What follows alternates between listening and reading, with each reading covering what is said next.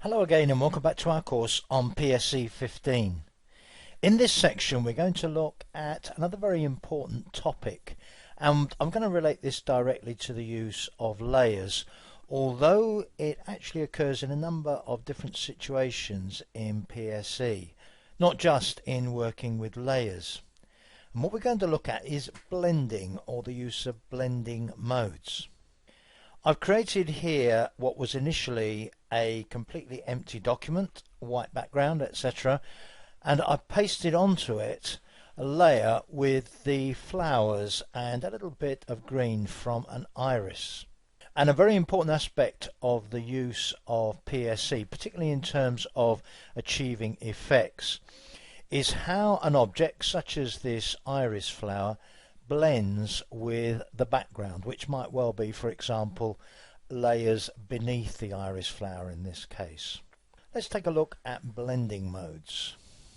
Now, one very important point to make here is that blending mode is not to be confused with opacity.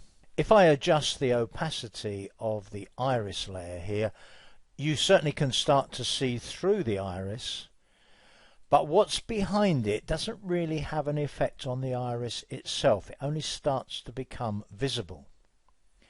When we're dealing with blending mode, we're talking about how the colour of the iris and the colour of what's behind it interact with each other.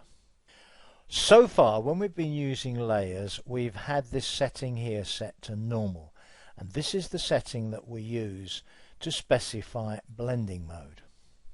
Let's try an alternative, and the first one I'm going to try is darken.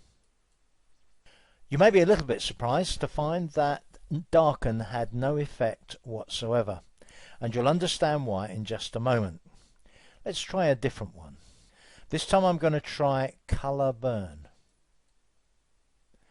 Now this one has quite a dramatic effect in that you can't see the iris at all. Again, you'll understand why in a moment. Let's talk now about some terminology. When we are blending, we're dealing with two colors. We're dealing with the base color, or in this case the base layer, and we're dealing with the blend color, or the blend layer. In our particular situation here, the base layer is the background copy layer, which is white, and the blend layer contains the iris, which is far from white. And when we're talking about blending modes, we're talking about the way that the blend layer here and the base layer here interact with each other. One of the reasons that the two effects that you saw just now were so extreme, i.e. one of them had no effect whatsoever and the other one caused the iris to disappear, is because our base layer here is white. What I'm going to do is to select that base layer and change its color. So let me choose the foreground color for this layer. It's currently black. Let's go for something that should do the job. And now what I'm going to use is the paint bucket tool to fill the whole of the background copy layer. What you can see here is the image as it appears looking down from the top.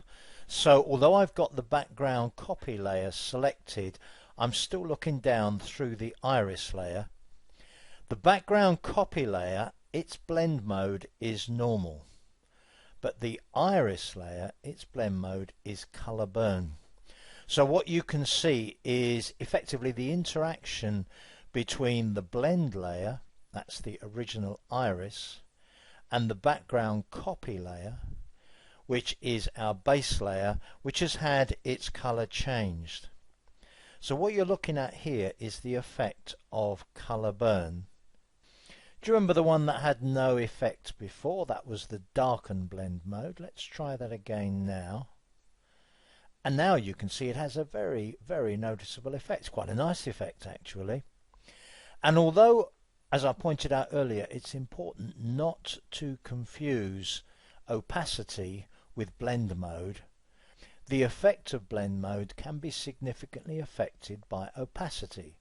So if, for instance, with the iris layer still selected, I adjust the opacity, look at what happens to that. The iris is becoming less opaque, and again the effect is changing. So although these are two different aspects of images, you can use them together to achieve pretty much an infinite range of possible effects. Now if I click on that drop down list of blend modes, there are many of them. And if you take into account not only the many blend modes but the many settings for opacity, then as I'm sure you can imagine, you can get some pretty varied effects using blending modes.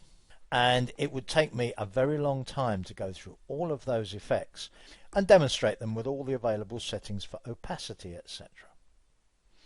However, the Photoshop Elements PDF comes to the rescue here.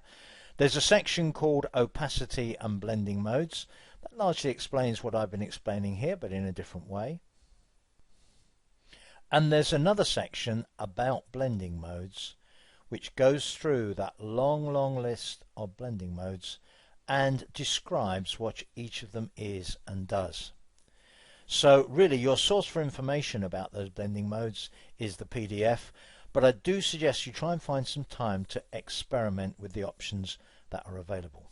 And as if that wasn't enough for you to do, I did mention that we're not just talking about blend modes between layers, and many of the tools that we use in PSE have their own blend settings. One of the ones that you'll probably use quite a bit is the paintbrush. So I've just got a regular paintbrush here. I have made the iris layer invisible. I've got the background copy layer selected in this image. And what I'm going to do is to just brush onto that background copy layer using the current foreground color. So no surprises there.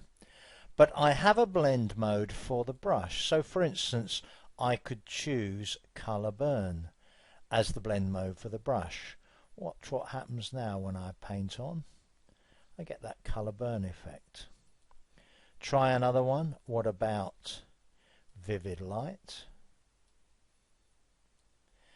And if you want to try those different blend modes, you might try using them with a brush. It's a good way of seeing the effect of each of them. Although of course the effect is a combination of both the blend color and the base color, so there's quite a bit of experimentation needed to get a good feel for them. That's it for this section. I'll see you in the next one.